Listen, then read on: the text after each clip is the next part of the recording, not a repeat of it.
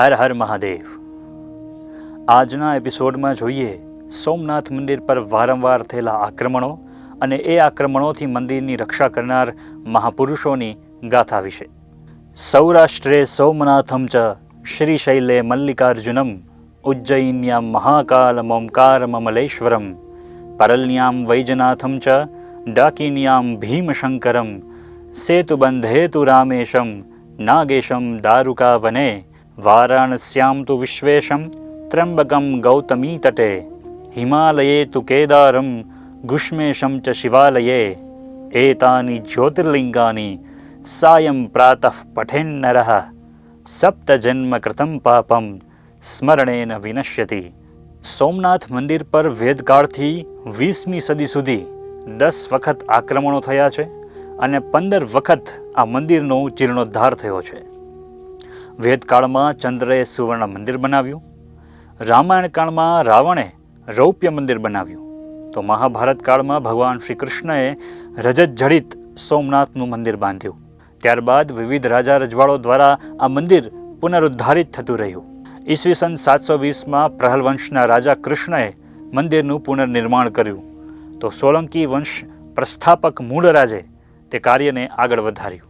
સોમનાથની ભવ્યતાની ભાળ જ્યારે 1200 માઇલ દૂર અફઘાનિસ્તાનના મોહમ્મદ ગઝનીને થઈ ત્યારે તેણે સોમનાથને લૂંટવાની યોજના ઘડી।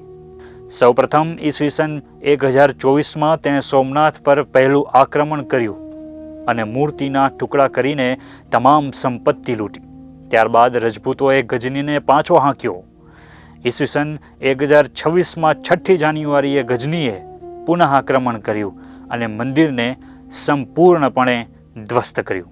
ઇતિહાસ સાક્ષી છે જ્યારે ઈસવીસન 1144માં અણહિલવાડ પાટણના શાસક સિદ્ધરાજ જયસિંહ પછીના શાસક કુમારપાળે માળવાના રાજા ભોજ પરમારની મદદથી મંદિર પુનઃનિર્મિત કર્યું, તો ઈસવીસન 1169માં રાજા ભીમદેવે મંદિરનો જીર્ણોદ્ધાર કર્યો। ઈસવીસન 1229માં ભીમદેવ દ્વારા નિર્મિત સોમનાથ મંદિર પર અલાઉદ્દીન ખિલજીએ 2 વાર આક્રમણો કર્યા।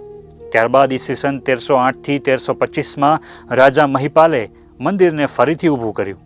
ઈસવીસન 1375માં મુઝફ્ફર શાહ બીજાએ મંદિર પર હુમલો કર્યો ત્યારે સ્થાનિક લોકો તથા બ્રાહ્મણોએ મંદિરને પુનઃ જીવંત કર્યું।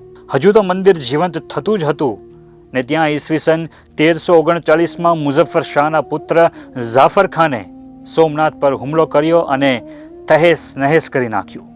ત્યારે જૂનાગઢના મહિપાલના પુત્ર ખેંગાર રાજાએ ફરીથી મંદિર બંધાવ્યું। ઈસવીસન 1471માં મોહમ્મદ બેગડાએ મંદિર તોડીને મસ્જિદ બાંધી। ઈસવીસન 1590માં મુઝફ્ફર શાહ તૃતીયએ પણ મંદિરની જગ્યા પર મસ્જિદ બનાવવાનો પ્રયાસ કર્યો અને સમય જતાં ઈસવીસન 1702માં ઔરંગઝેબે મંદિરનો વિધ્વંસ કર્યો। આ ત્રણેય આક્રમણોથી ધ્વસ્ત થયેલા મંદિરને સ્થાનિક જનોએ પુનરુદ્ધારિત કર્યું। ઇન્દોરના મહારાણી દેવી અહલ્યાબાઈ હોલકરે ઈસવીસન 1783માં મુખ્ય મંદિરની બાજુમાં જ એક નવા મંદિરનું નિર્માણ કર્યું, તો ઈસવીસન 1788માં જૂનાગઢના નવાબે મંદિર તોડ્યું।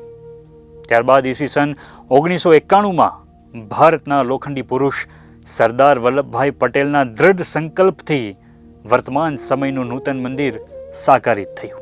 આવી રીતે વિદ્રોહીઓના સતત આક્રમણો વચ્ચે પણ સોમનાથ મંદિર અને આપણી સનાતન સંસ્કૃતિ જીવંત રહી, જેમાં અનેક વીર વીરાંગનાઓએ, મહાપુરુષોએ અને યુગ પુરુષોએ પોતાના જીવ ખપાવ્યા।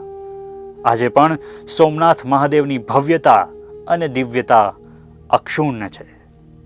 શ્રવણ માસમાં આવો સૌ કોઈ સાથે મળીને શિવલિંગને જળ ચડાવીને વિશેષ પૂજન કરીને શિવજીની કૃપા પ્રાપ્ત કરીએ। હર હર મહાદેવ।